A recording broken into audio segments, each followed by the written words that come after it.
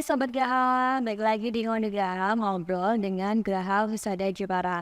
Assalamualaikum warahmatullahi wabarakatuh dan selamat siang untuk Sobat Graha di rumah. Semoga dalam keadaan yang sehat dan siap buat ngikutin Ngomong Graha siang hari ini.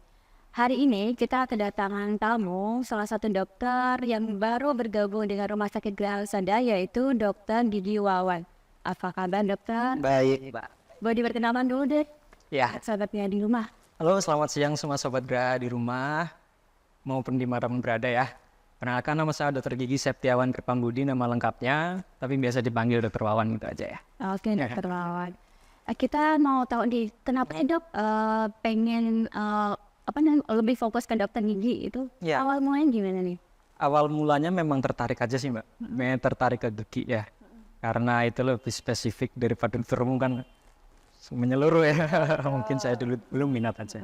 Emang minatnya ke gigi. Gigi ya. Oke, kita langsung aja ke inti permasalahan Siap. kita adalah dengan judul scaling gigi, bikin gigi sehat atau cuma tren. Nah ini dok, Ya. yang pertama nih. Apa sih dok karang gigi dan apa yang menyebabkan itu terbentuk? Oke, jadi itu karang gigi adalah sebuah salah satu penyakit gigi dan mulut ya. Salah satu penyakit gigi dan mulut itu karena akumulasi pembentukan dari plak dan debris. Debris itu sisa makanan. Jadi adanya plak atau bakteri ditambah sama sisa makanan yang tidak tersapu oleh sikat gigi. Terakumulasi lama Mbak, akhirnya mengeras dia. Nah, mengeras di gusi antara celah gusi dan gigi. Oke, itu ya. Ada lagi dok? Sudah, mungkin langsung aja biar kita Kemudian ngomong ya. ada resiko infeksi kalau karang gigi itu nggak dibersihin? Pasti, resiko itu selalu ada karena karang gigi kan tadi balik lagi ya isinya bakteri. Bakteri itu akan ketika dia bertahan di sana, dia akan berkembang sehingga menyebabkan inflamasi atau peradangan. Peradangannya itu akan terjadi di gusi biasanya. Makanya kalau karang gigi semakin menumpuk, gusi itu akan semakin memerah, mudah berdarah seperti itu. Jadi bikin itu ya dok, gigi gampang goyang gitu mungkin dok? Ya, pasti. Semakin menumpuknya karang gigi, semakin juga mengakibatkan gigi itu goyang. Makanya biasanya yang, mohon maaf ya, biasanya orang-orang dengan usia lanjut, yang tidak pernah, seumur hidupnya belum pernah membersihkan karang gigi, itu pasti ada kegoyangan gigi. Jadi kalau dibiarkan itu bahaya ya dok ya? Bahaya. Kalau Sayang giginya goyang, harus dicabut. betul. Terus berarti karang gigi itu nggak bisa hilang sendiri dengan sikat gigi ya dok ya? Tidak bisa. Di scaling atau Ya, enggak? karang gigi tidak akan bisa hilang dengan sikat gigi. Jadi yang banyak persepsi di masyarakat adalah gosok gigi itu pasti gigi bersih. Ya benar, bersih dari plak. Dari plak, dari sisa makanan dengan syarat. Cara sikat giginya benar, tekniknya benar.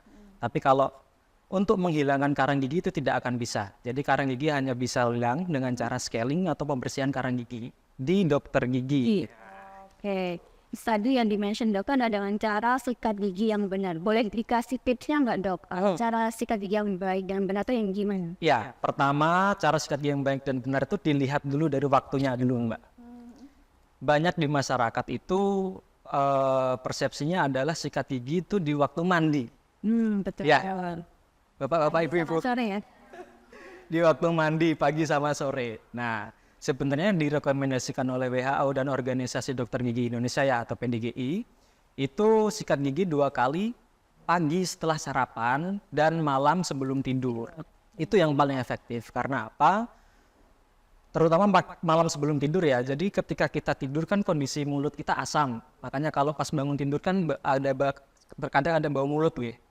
Nah itu ketika kondisi mulut asam akan mengakibatkan bakteri itu cepat berkembang. Nah ketika bakteri cepat berkembang, penumpukan bakteri yang mengakibatkan karang gigi itu semakin cepat. Pertama. Kedua, bakteri yang menyebabkan gigi berlubang itu juga semakin cepat berkembang ketika kita tidur. Saat gigi masih ada sisa makanan yang nggak disikat. Nah, makanya itu harapannya masyarakat mengubah persepsi itu. Sikat gigi jangan pas mandi. Kebanyakan gitu. Saya juga dulu diajari orang tua tuh pas mandi gitu ya. Nah itu sebenarnya agak keliru. Jadi yang paling baik itu adalah pagi setelah sarapan sebelum kegiatan, sama malam sebelum tidur. Nah, itu kan minimal 2 kali ya dok ya. Kalau dari itu lebih baik dong ya? Atau gimana? Tidak disarankan juga, Mbak. Memang disarankan 2 kali sehari karena terlalu sering menyikat gigi juga akan mengikis, bisa jadi ya, ini tidak selalu, tapi bisa jadi mengikis email sama merusak jaringan gusi. Kalau tekniknya nggak benar. Nah, tadi saya kan baru bilang frekuensinya itu saat pagi setelah sarapan dan malam sebelum tidur. Sekarang tekniknya itu sebenarnya agak panjang nih Pak, nggak apa-apa.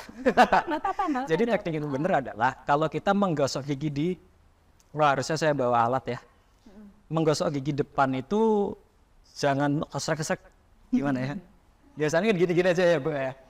Dari samping gini. Tapi yang benar adalah, ya apalagi itu sekuat tenaga. Jangan sampai kita memakai tenaga dalam pas sikat gigi. Karena banyak banget pasien yang datang ke saya itu mengeluhkan giginya itu ngilu. Gigi ngilu itu biasanya karena sikat gigi terlalu kencang, akhirnya terkikis giginya. Yang mepet sama gusi itu terkikis. Nah ketika itu sudah terkikis ngilu, makanya jangan sampai pakai tenaga dalam ya. Terus tekniknya yang untuk gigi depan itu jangan miring gini, tapi dari atas ke bawah, dari gusi ke gigi, dari merah ke putih, nah gitu ya, dari atas ke dari merah ke putih dan searah, jangan kayak nyetrika. Kalau nyetrika kan maju mundur tarik gitu kan, jangan gini-gini, tapi searah, dari atas bawah set set gitu dulu, set set. Kalau yang gigi yang bawah berarti dari bawah ke atas, sapu. Jadi ketika makanan di sekitaran gusi itu benar-benar kesapu. Kalau kita 2 arah gini, balik. Nah, sisa makannya balik. Nah, itu bikin karang gigi nantinya. Gitu. Kemudian untuk yang samping, boleh bulat-bulat. Kalau anak-anak biasanya kan bulat-bulat ya. Boleh juga maju mundur. Tapi sikapnya diarahkan 45 derajat. Jangan 90, 45 derajat supaya daerah gusi itu benar-benar kesapu juga sisa makanan. Kemudian menggosok gigi daerah dataran gigi ya, atas bawah. Kemudian daerah dalam gigi itu dicongkel. Jadi searah juga ya Bu ya, jangan bolak-balik gitu tapi dicongkel searah. Gitu. Oke, mungkin teman-teman yang di Instagram bisa dilihat juga congkel gitu, sama yang atas juga dicongkel ke bawah ini. Searah. Oke. Itu mungkin tekniknya. Terus kalau itu pasta giginya ada ukurannya nggak dok? Takaran pasta gigi itu biasanya di kemasan sudah dijelaskan juga. Kalau untuk anak kecil itu biasanya cuma sebutir jagung. Untuk anak kecil ya, terutama untuk gigi susu. Untuk anak-anak. Kalau untuk dewasa tidak usah berlebihan. Setidaknya setengah lah. Jangan sampai banyak banget. Biasanya di kemasan pasta gigi itu udah ada aturan. Cuma kadang nggak dibaca dok. Nah itu. Gitu aja ya. Setelah dibuka, dibuang kardusnya. Ya mungkin itu Mbak Cinta. Baik lagi ke scaling. Scaling itu apa sih dok? Jadi scaling itu salah satu prosedur perawatan karang gigi itu tadi, pembersihan karang gigi. Scaling itu nanti ada alatnya. Alatnya itu air sebenarnya. Air tapi dengan getaran. Jadi kalau cuma air doang kan nggak mungkin hilang itu karang gigi. Karena karang gigi itu sifatnya keras. Jadi dengan alat scaling itu air dan kekuatan, getaran. Jadi nanti karang giginya akan pecah. Scaling itu penting banget nggak sih dok untuk kesehatan gigi? Atau cuma sekedar tren aja nih? Karena ini termasuk juga lanjutan ya scaling gitu. Iya benar. Jadi scaling itu untuk di masyarakat sekarang memang tren, tapi tren yang positif ya, tren yang positif. Baik sekarang masyarakat itu banyak yang sadar tentang kesehatan gigi dan mulutnya, rutin scaling, cuman memang belum terjangkau keseluruhan ya Mbak ya, belum terjangkau ke semua lapisan masyarakat. Jadi tadi pertanyaan. Scaling itu penting, terus apa? Itu cuma tren aja? Ya, kalau ya tren tadi positif ya. Untuk pentingnya itu sangat penting karena ini menyangkut untuk kesehatan gigi dan gusi. Jadi kalau giginya sehat, gusinya enggak, buat apa? Ya kan? Kalau gusinya sehat, giginya bolong juga enggak baik juga kan. Jadi kalau bisa dua-duanya sehat. Sering nih dok. Kalau untuk scaling dianjurkannya adalah setiap 6 bulan sekali. Itu 6 bulan sekali kontrol ke dokter gigi untuk membersihkan karang gigi. Karena apa? Setiap 6 bulan itu pasti sudah ada terbentuk Betul. karang gigi, seminimal mungkin pasti ada. Karena tidak memungkiri dengan teknik, kita udah merasa teknik sikat gigi kita udah bener nih Mbak, ya kan? Waktunya juga udah bener, tapi kok masih aja sih Dok karang giginya nih. Nah, tidak memungkiri bahwasanya sikat gigi itu tidak menjangkau seluruh bagian permukaan gigi gitu. Jadi pasti masih aja ada plak yang belum tersapu. Kira-kira ada efek sampingnya sudah kalau scaling itu? Sekali efek sampingnya bersih. Maksudnya, Mungkin kalau di efek gitu dok? iya, jadi kalau di masyarakat ya Mbak ya, itu banyak yang bilang, Dok saya habis scaling kok malah giginya kayak bolong-bolong, kayak gigi itu ada celahnya gitu. Atau di masyarakat juga banyak yang bilang, Dok saya habis scaling kok malah ngilu ya. Ngilu. Nah, jadi kalau untuk yang dirasakan masyarakat yang setelah scaling bolong-bolong itu sebenarnya cuman perasaannya aja ya, gimana ya. Jadi antar gigi itu memang ada celah Mbak. Betul. Nah, celah itu yang biasa ditumbuhi sama karang gigi. Nah, ketika karang giginya sudah hilang, rasanya kayak bolong. Nah, tapi itu nanti seiring waktu berjalan, gusi itu akan membaik.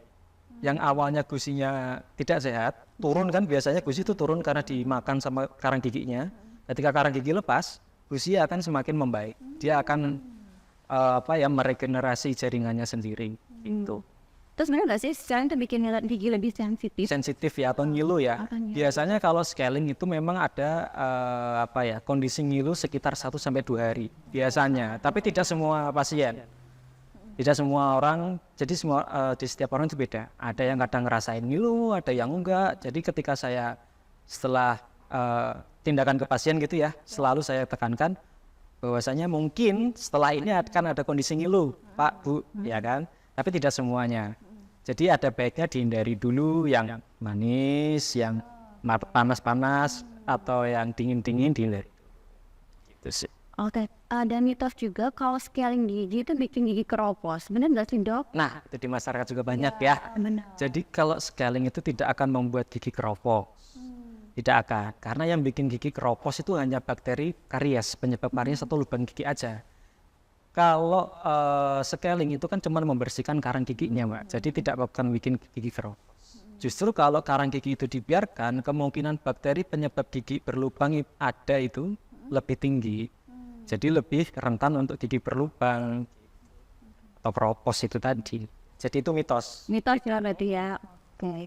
Terus kalau scaling gigi itu biasanya gigi itu atau gusinya itu berdarah gitu ya sih dok? Ada efek yang gitu? Ya, karena gusi yang sudah ditumbuhi karang gigi itu kan lagi inflamasi ya Mbak, lagi bengkak. Bengkak itu biasanya, makanya salah satu tanda dan gejala kita sudah perlu untuk scaling adalah ketika kita sikat gigi, Ada darahnya? ngerasa berdarah, rasanya kok amis ya, kayak bau darah ya. Nah itu salah satu tanda dan gejala bahwa kita sudah harus scaling atau bersihin karang gigi. Nah ketika karang gigi sudah terlepas, artinya kan ada gusi yang terbuka. Gusi yang terbuka itu rentan untuk berdarah. Nah nanti seiring berjalannya waktu itu akan sembuh sendiri. Baik sendiri ya dok ya. Oke. Terus efek dari scaling gigi tuh ada bisa bikin gigi putih nggak dok? Tidak. Tidak ya? Tidak bisa. Ya, Mitos banyak ya. mitos. Jadi banyak juga yang nanya, scaling itu bisa bikin gigi balik putih nggak sih? Sebenarnya balik putih itu nggak balik juga. Gigi itu sudah, setiap orang itu punya warna giginya masing-masing. Dan biasanya diklasifikasikan berdasarkan ras. Nah, kalau di ras kita ini sebenarnya gigi itu nggak putih, agak ke kuning-kuningan. Jadi kalau memang pengen putih, perawatannya bukan scaling, tapi bleaching atau veneer, ya itu ke estetika ya. Jadi kalau karang scaling itu tidak membuat gigi putih. Oke lah ya. Satu kali lagi sebelum ini dok, iklan nih. Terus untuk mencegah karang gigi itu biar nggak balik lagi ketika kita habis scaling, apa nih dok?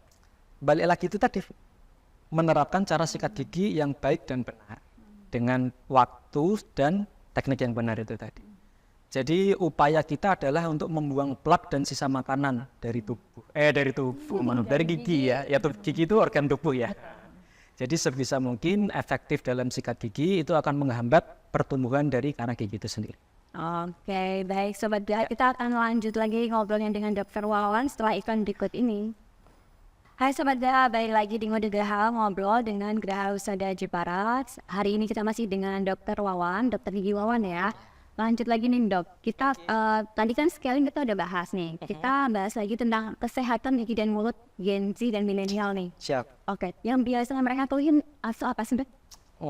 Kalau di Gen Z ya, Gen Z. biasa anak-anak muda, anak SMP, SMA, kuliah itu kalau permasalahan gigi dan mulutnya itu biasanya gigi tidak rapi. Nah, karena estetik ya mereka kadang nggak pede dengan kondisi giginya. Kedua itu gigi bungsu.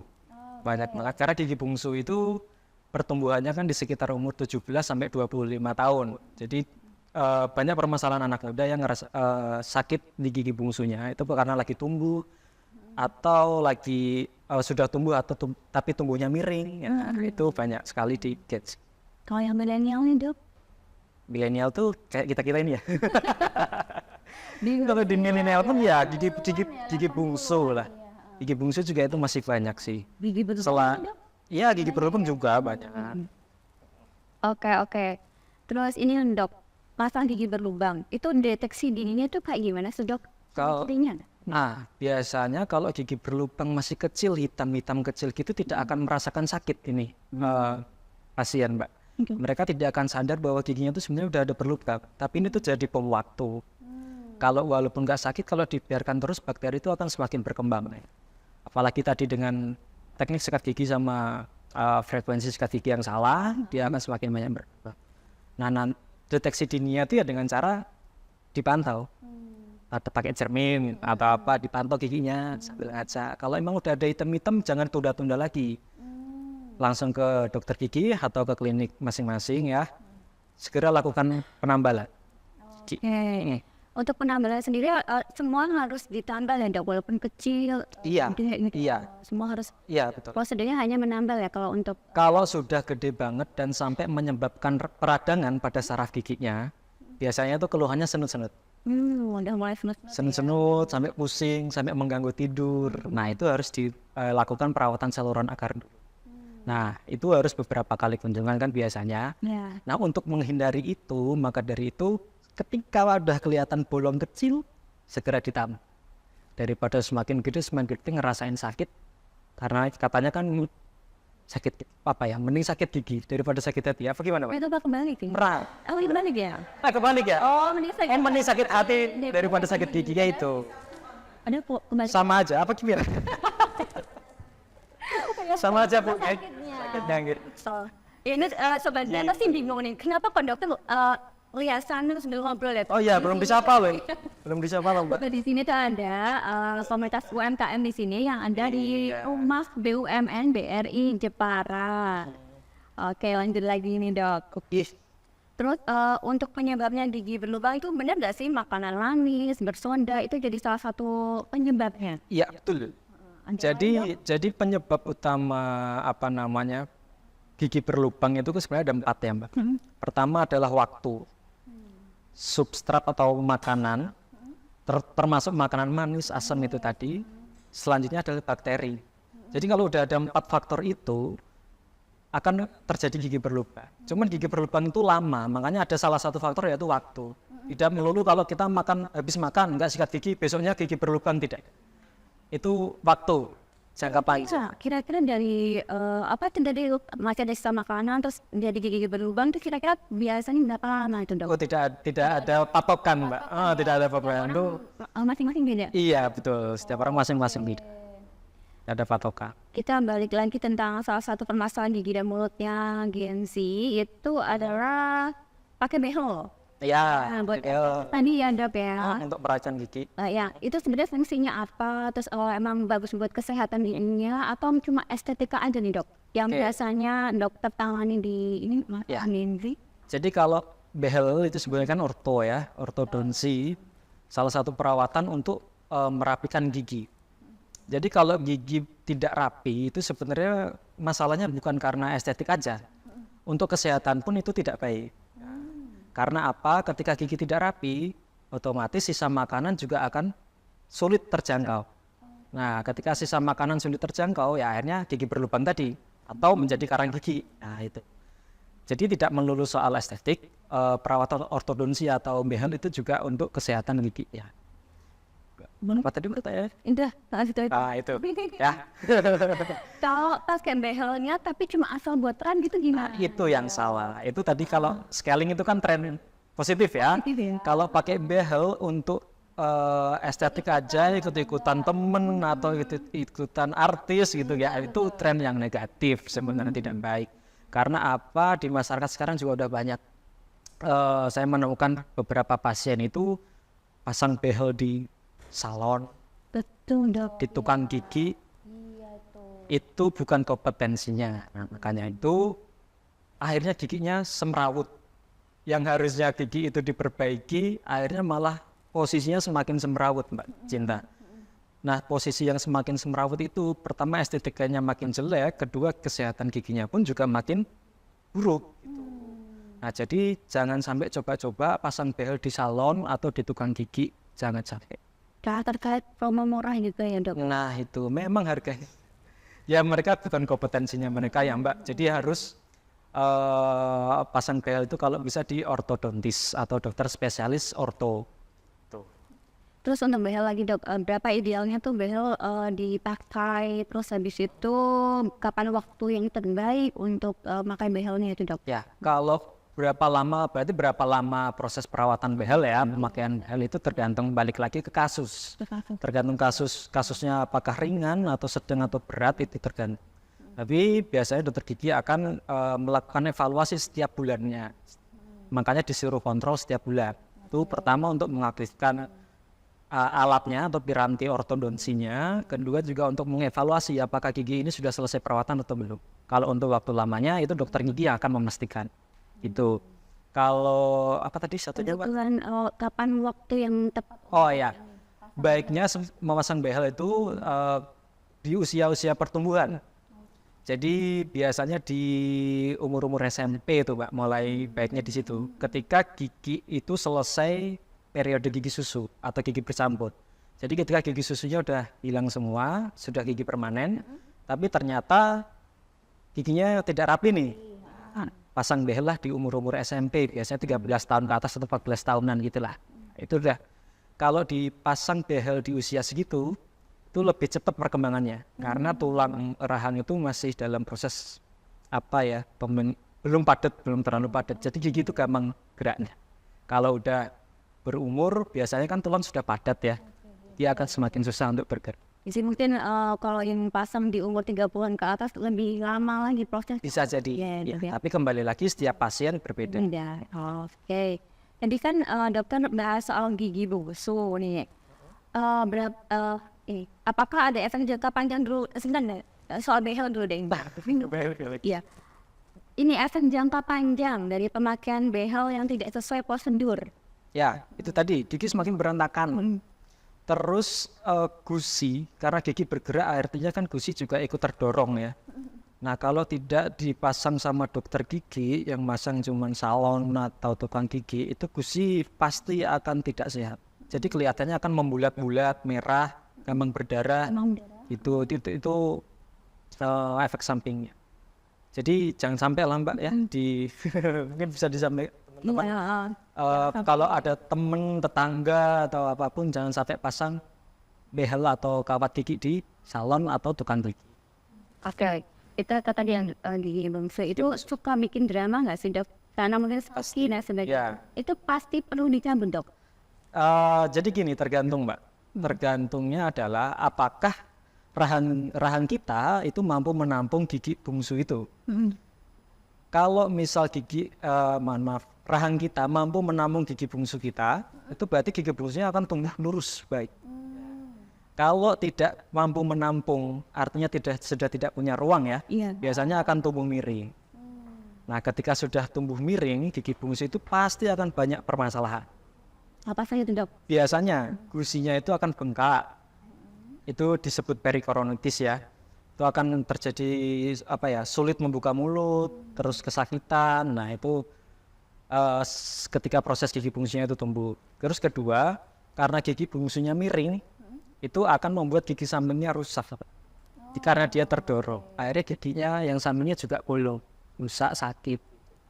Makanya deteksi dini gigi bungsu itu juga disarankan untuk anak-anak muda, terutama Gen Z yang sekarang ya. Kalau memang sudah ada keluhan di gigi bungsunya, segera konsultasikan ke dokter gigi kalian, biar segera dicek dan ditangan. Pasti nanti akan disuruh ronsen, Mbak. Jadi untuk melihat posisinya seperti apa dan treatment planning yang akan disarankan dokter gigi untuk pasien. Gitu. Nah, jamur gigi bungsu itu sakit nggak sih dok? Ya akan dibius. Berarti Mungkin ada sakitnya dikit, tapi kan pasti dibius, di anestesi. Oke. Kalau tadi dok, waktu terbaik buat cabut gigi itu tergantung dari ini rasanya atau kondisi Cabut gigi bungsu maksudnya ya. jam gigi bungsu. Balik lagi Mbak, kalau memang sudah ada keluhan ya segera diambil saja. Terutama kalau memang sudah dicek dan itu miring, mending segera diambil.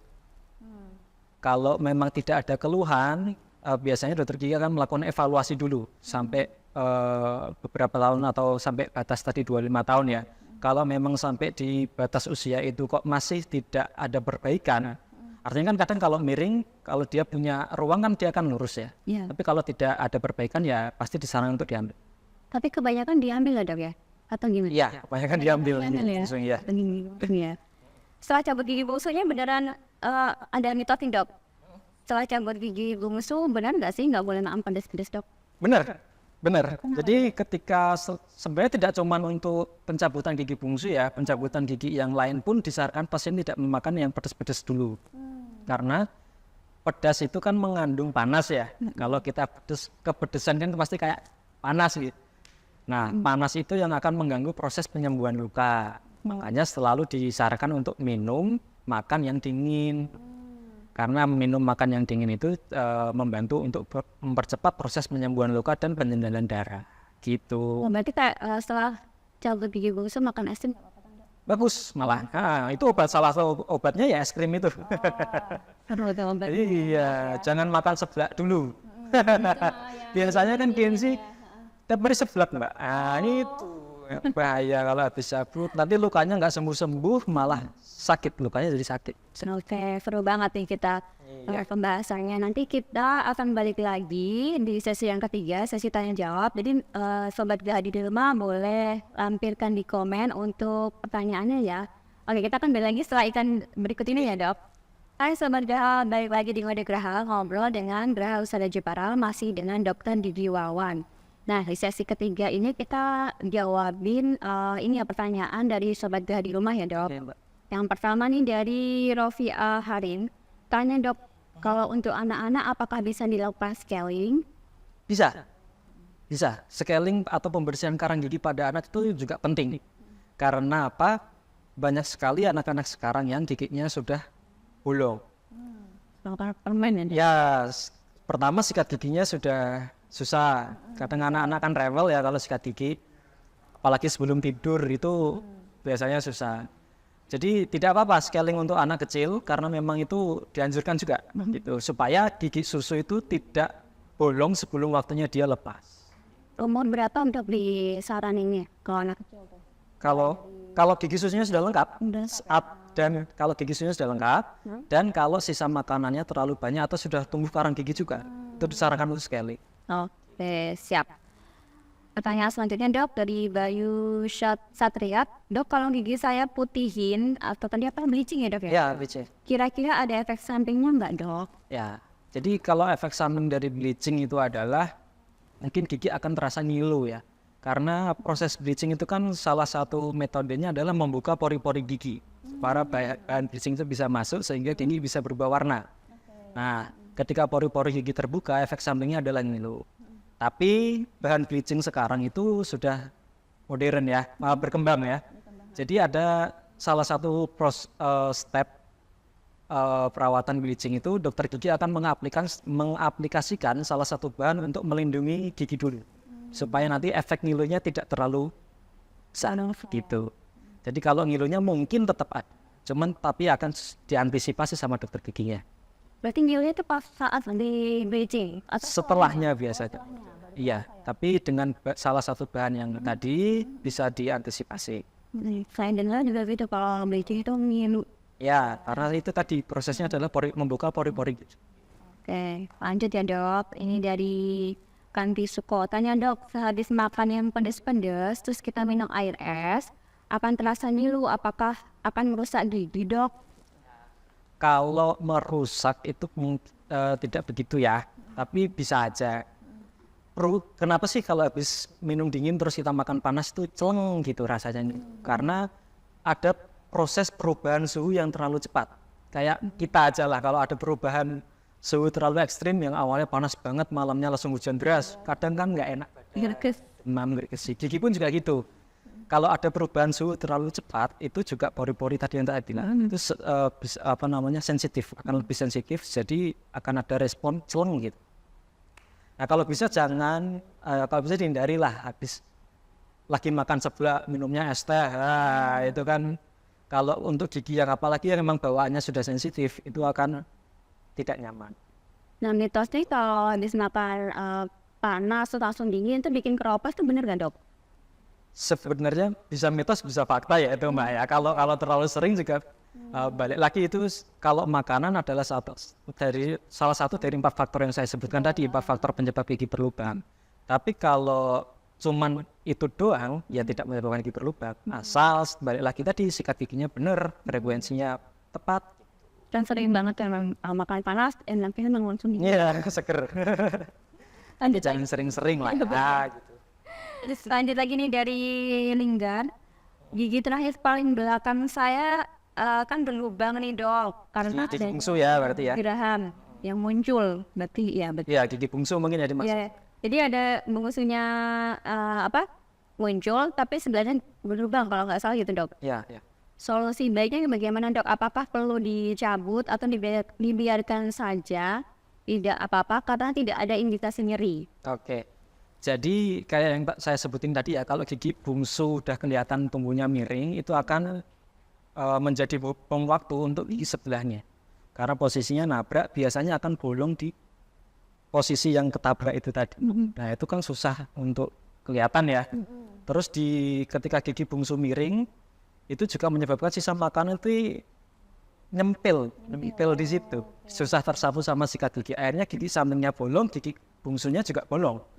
Nah kalau dibiarkan ya sakit ujung-ujungnya. Kalau sekarang tadi tidak nyeri, tidak ada keluhan, tapi itu suatu saat akan menjadi bom waktu. Jadi kalau memang gigi bungsunya sudah miring, segera konsultasikan ke dokter gigi supaya segera dilakukan tindakan. Terus untuk gigi yang memang sudah terlanjur bolong, sebelum sakit, biar segera dirawat. Entah itu ditambal atau diapakan, nanti terserah dokter giginya. Itu jangan tunggu-nunggu.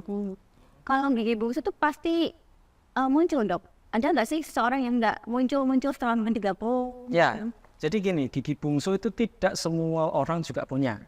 Atau tidak semua orang lengkap. Gigi bungsu itu kan ada 4 nih, 2 atas, 2 bawah, kanan kiri.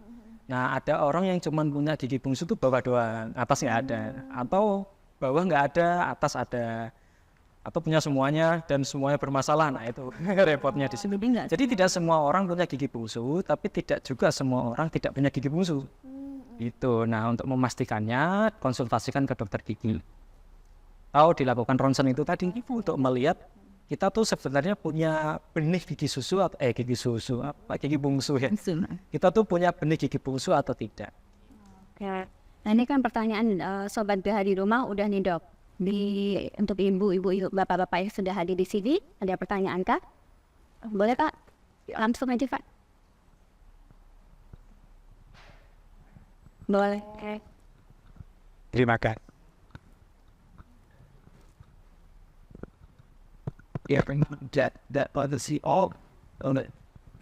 Terima kasih. Saya mau tanya, untuk gigi saya yang susu bawah, geraham maksud. Oh bungsu. Ya, sorry, gigi bungsu bawah sudah diambil bukan dua. Tadinya juga sakit dan lainnya sudah dipertahankan, nggak bisa, terus akhirnya dilepas. Kira-kira kalau dipasang gigi palsu semacam kayak apa ya? Saya pernah baca itu dibur. Oh implan sebenarnya. Itu kira-kira nanti mengganggu nggak sih? Sedangkan faktor U juga, terus demi kenyamanan metabolisme makanan untuk pengunyahan gitu kan, itu terus kira-kira untuk biaya-biaya gitu berapa? Implannya tadi ya. Novel di apa? Ya, ini itu aja. Oke, jadi nyuwun sewu Mas Indra. Iya, Pak Dwi, Kak Dwi. Jadi kalau gigi bungsunya sudah cabut ya Pak ya? Sudah diambil. 2 kanan kiri? Oh, 2 geraham ya. Jadi geraham paling belakang sama geraham bungsu ya, sudah diambil ya. Oke, berarti yang perlu diganti adalah geraham yang kedua. Soalnya apa? Kalau pencabutan gigi bungsu itu kan geraham ketiga ya. Kita punya 3 gigi geraham. Geraham 1, 2, sama geraham bungsu. Kalau gigi geraham bungsu yang diambil, kita sebenarnya tidak perlu untuk membuat gigi palsu. Tapi kalau gigi geraham yang diambil adalah geraham 1 atau geraham 2, disarankan untuk membuat gigi palsu. Nah, salah satu teknologi terbaru yaitu tadi gigi palsu yang ditanam, dibur ke dalam tulang, itu namanya implant. Nah, tadi pertanyaan gimana? Baiknya gimana? Oh, biaya juga. Nah, kalau implant itu tidak, kalau implan itu memang baiknya adalah ketahanannya dan kenyamanannya. Implan itu kan, jadi gigi palsu kan dibagi menjadi 2 ya Mbak Cinta ya. Ada yang bisa lepasan, ada yang permanen atau fix gigi palsu fix. Implan itu salah satu jenis gigi palsu yang tidak bisa dilepas. Nah, ketika ditanam itu ada apa tadi? Gangguan ke saraf nggak dok? Selagi ditangani oleh dokter gigi yang memang kompeten di bidangnya, biasanya itu dokter gigi bedah mulut atau kalau tidak dokter gigi spesialis prostodonsi, itu nggak apa-apa. Insya Allah aman-aman aja. Kalau memang sudah ditangani oleh yang profesional, gitu. Jadi tidak akan berpengaruh ke saraf itu tadi. Nah, kemudian untuk biayanya implan gigi itu setahu saya di pasaran ya, sekitar 10-15 juta satu giginya, dan itu tidak di-cover oleh BPJS. Sekitar segitu ya, mungkin di kota-kota besar atau kota-kota metropolitan itu akan lebih mahal lagi. Gitu. Tapi memang gigi implan itu ya, kalau selagi tidak ada efek sampingnya atau pasien itu tidak mengeluhkan rasa apapun, ya itu akan aman sih untuk sampai seumur hidup. Gitu ya. Karena bahannya yang ditanam ke gigi itu kompatibel dengan tulang. Gitu, kejawab? Bapak Ibu ada pertanyaan lagi yang pesan baca? Oke, silakan. Iya siang dok. Ya. Jadi gini ya, ayah saya itu kan usia 60 tahun ke giginya udah banyak yang ompong. Padahal Pak D saya yang usianya itu malah lebih tua dari beliau tuh giginya masih bagus. Itu apa ya yang menyebabkan di usia manual seperti itu, ada yang sudah ompong, ada yang masih bagus kayak gitu. Terus gimana caranya biar saya itu kami yang masih muda ini menjaga gigi kita agar nanti waktu tua itu juga masih masih bagus, masih kuat. Terima kasih. Ya, pertanyaan Mbak. Iya, langsung jawabannya dok. Terima kasih pertanyaannya Mbak. Siapa? Mbak Rian. Baik. Pertanyaan bagus banget. Jadi kadang kita melihat kakek nenek kita ya, ada kok yang udah tua giginya masih lengkap, masih kuat. Ada juga yang udah ompong atau masih ada tapi goyang semua, kayak gitu. Jadi itu balik lagi ke perawatan gigi kita selagi masih muda.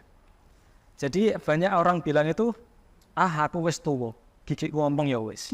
Atau gigiku goyang ya jenenge wis tua, wis umur. Itu sebenarnya tidak juga. Karena ketika sudah tua, kalau memang perawatan gigi kita dari zaman muda itu tepat, itu ketika kita masa kita tua itu gigi akan sehat gitu. Nah, sekarang kan harusnya kita rawat dari kita masih muda ya Mbak ya. Jadi ketika kita nanti tua masih bisa makan daging, masih bisa makan sate gitu. Jadi seperti gitu. Perawatannya ya itu tadi, kebiasaan sisa giginya diperbaiki. Kalau ada bolong dikit ya dirawat, jangan sampai habis. Kebanyakan kan bolong dibiarkan sampai jadi tunggak gigi atau sisa akar gigi, itu yang tidak. Jadi yang membedakan itu antara Pak D-nya jenengan sama nenek kakeknya siapa tadi. Nah, yang membedakan bapak itu yang membedakan adalah mungkin perawatannya dari sana. Tapi tidak memungkiri juga pasien yang mempunyai riwayat penyakit sistemik itu akan berpengaruh ke kesehatan gigi. Contohnya pasien dengan diabetes mellitus itu akan memperparah kondisi gigi dan sering mengakibatkan gigi goyang. Gitu. Ini balik lagi ke orangnya. Ada yang sudah aku tak rawat banget dok, tapi dia punya DM, dia giginya akan tetap goyang. Kalau DM-nya tidak terkontrol. Gitu ya Mbak? Sudah menjawab.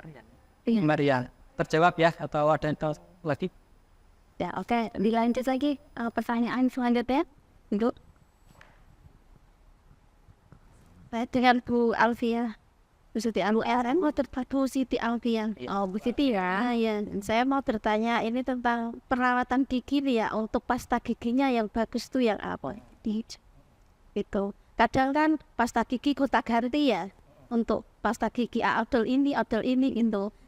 Si odol ya pasta gigi. Jadinya kadang kan ada ini si gusinya kadang tuh merah-merah.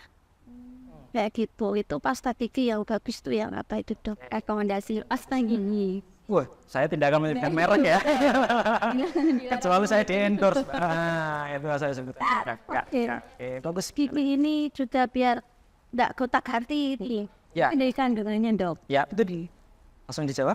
Boleh. Oke, terima kasih Bu Alfiah ya. Pertanyaannya bagus. Dok, odol yang baik itu kayak gimana sih? Odol yang baik itu bukan karena mereknya atau iklannya. Semua odol akan menjanjikan gigi yang kuat, tidak sensitif dan lain-lain. Ya kan? Nah, itu sebenarnya balik lagi ke kandungannya. Carilah odol yang punya kandungan fluoride. Kedua, carilah odol yang kandungan deterjennya itu rendah. Jadi semakin banyak busa itu bukan semakin baik sebenarnya. Kalau semakin sedikit busa, nah itu semakin baik. Karena kandungan deterjen itu kan tidak baik juga nih untuk struktur gigi. Tapi diperlukan juga gitu.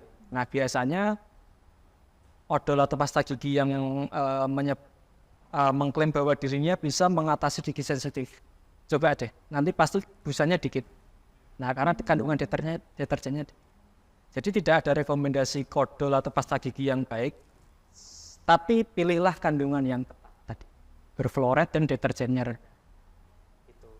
Terus kenapa sih odol yang baik dok? Biar gusinya nggak merah-merah. Nah balik lagi dulu nih, gusi merah ini penyebabnya apa dulu tuh? Kalau memang karena teknik sikat gigi tadi yang salah kan juga bisa menyebabkan gusinya terluka ya. Kemudian karang gigi tadi juga bisa bikin gigi gusinya merah. Itu pun bukan karena odolnya gitu, karena teknik sikat gigi kita yang salah atau tadi karena ada karang gigi itu yang bisa menyebabkan gusi memerah. Jadi odol apapun tidak akan membuat gusi itu membaik gitu kalau penyebabnya tidak dihilangkan. Oke, terjawab Alfiah? Ya, tidak ada rekomendasi merek ya. Tapi ada apa Ibu untuk pertanyaan lain? Oke, silahkan Bu, pertanyaan terakhir ya. Waduh, ini pertanyaannya susah ini Bos. Iya. Kenapa tuh saya Santi? Nggih, Mbak Santi. Akhirnya kalau gigi itu sebisa mungkin jangan dicabut karena katanya kalau dicabut itu bisa mempengaruhi posisi gigi yang sebelah-sebelahnya mempengaruhi top tutup ya berubah. Apakah itu betul dok? Terima kasih. Oke. Terima kasih buat Bu Santi. Bu Santi. Jadi kalau gigi itu jangan dicabut ya, tergantung lagi. Kalau memang berlubang dan masih bisa dipertahankan, dokter gigi kan selalu memprioritaskan untuk dipertahankan dulu, selagi masih bisa dipertahankan dan dirawat. Kalau nggak bisa cuma ditambal, ya berarti harus dirawat saluran akarnya dulu. Kalau nggak bisa dirawat saluran akarnya dulu, ya cabut. Gitu. Jadi tidak serta-merta semua gigi berlubang cabut. Nah, itu jangan. Harus diperhatikan itu tadi, tergantung kondisi giginya. Terus apa tadi? Mempengaruhi struktur gigi. Nah, ketika memang gigi itu terpaksa untuk dicabut, dokter gigi selalu akan mengedukasi sesegera mungkin membuat gigi palsu. Karena apa? Bekas ruang kosong bekas pencabutan gigi kalau dibiarkan terlalu lama akan diisi oleh gigi-gigi sampingnya atau gigi antagonisnya, gigi lawannya. Jadi ketika ada ruang kosong, gigi sampingnya dia akan miring. mengisi ruang yang kosong. Nah itu yang akan membuat permasalahan lain timbul. Gigitannya jadi semrawut, tidak nyaman, dan lain-lain. Gigi akan goyang jadinya karena dia miring. Kemudian misal kita cabut gigi bawah, gigi itu kan gini ya Mbak Cinta, ada gatuane ya cara Jawa. Ya. Nah ketika gatuannya itu lepas, gigi itu akan modot. Nah gigi modot itu biasanya akan ngilu dulu. Dok, gigi saya kok ngilu loh? Nah iya modot. Ketika modot kan akar terekspos ya. Akar gigi terekspos itu bikin ngilu. Ketika dia semakin modot, semakin goyang. Aja kita harus merelakan gigi yang lawannya itu tadi untuk dicabut juga. Kan sayang. Jadi kayak Pak Dwi tadi ya, setelah dicabut baiknya segera bikin gigi palsu. Untuk menggantikan fungsi gigi asli. Gitu ya. Ya, jadi gigi palsu itu bisa menggantikan fungsi fonetik, bicara. Kadang kan kalau semakin habis gigi, bicaranya semakin tidak terdengar jelas. Fungsi pengunyahan juga dan fungsi estetik. Kalau yang ompong depan kan jadi nggak estetik ya. Terjawab ya, Pak. Kalau selanjutnya Dok, itu selain tadi mempengaruhi struktur gigi. Ya, struktur gigi. Kalau gitu, kalau nggak ada yang tercabut, ada efek yang buat muka nggak? Tampilan mukanya? Ya, kalau yang jadi gini, semak gigi itu kan benar-benar salah satu penunjang struktur muka ya. Betul. Kalau ngelihat mbah-mbah yang benar-benar giginya hilang, struktur mukanya dari zaman muda sama pas sudah tua pasti juga berubah. Betul. Jadi ketika ada tergantung gigi yang hilang, kalau cuma satu nggak terlalu mempengaruhi. Cuman kalau yang hilang banyak ya akan berpengaruh.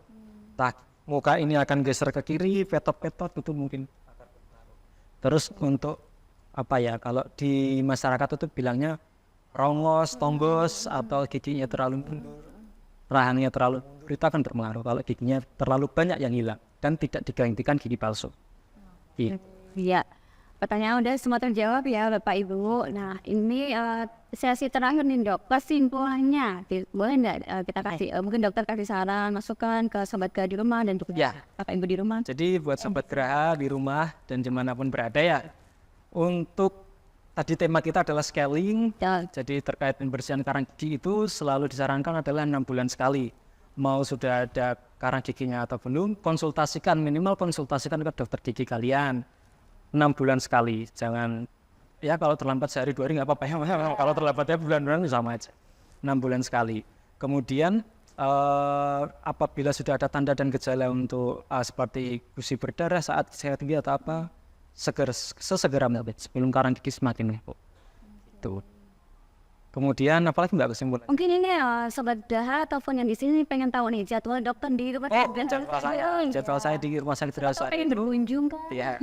Setiap Jumat, Senin sampai Kamis di jam 9 sampai jam 12, Jumat sama Sabtu di jam 1 sampai jam 3. Sama kita juga ada Sunday Clinic. Saya ada di Sunday Clinic setiap hari Minggu di minggu pertama dan minggu ketiga. Jamnya Dok? Pagi juga jam 9 sampai jam 12. Oke. Nah untuk layanannya apa aja nih Dok? Kalau layanan di Poli Gigi Geraha Husada itu termasuk lengkap ya untuk pelayanan gigi dan mulut. Seperti penambalan gigi, pencabutan gigi, termasuk pencabutan gigi geraham juga bisa. Kemudian scaling. Untuk yang terbatas itu ada yang bleaching mungkin kita belum, tapi akan segera mungkin akan kita realisasikan ya. Itu aja sih, dan perawatan gigi pada umum. Oke, kita tadi kan dokter udah mention apa aja nih layanannya. Dan saya mau kasih promo nih buat sobat Geraha di rumah juga Bapak Ibu sekalian di sini, bahwa ada promo 20% untuk scaling di bulan September. Jadi jangan sampai kelewat untuk dimanfaatin gitu ya. Oke.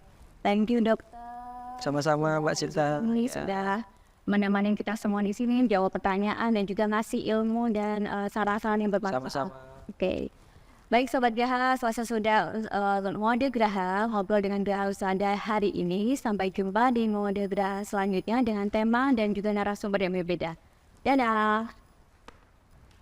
Hai Sobat Geraha, kalian bingung cari dokter dari minggu? Tenang aja, kita ada solusinya. Sunday Clinic di Rumah Sakit Geraha Husada Jepara. Mulai sekarang, nggak perlu khawatir lagi. Kami hadir buat kamu di hari Minggu. Konsultasikan kesehatanmu dengan dokter spesialis kami ya. Sunday Clinic, solusi sehatmu di hari Minggu. Daftar sekarang yuk.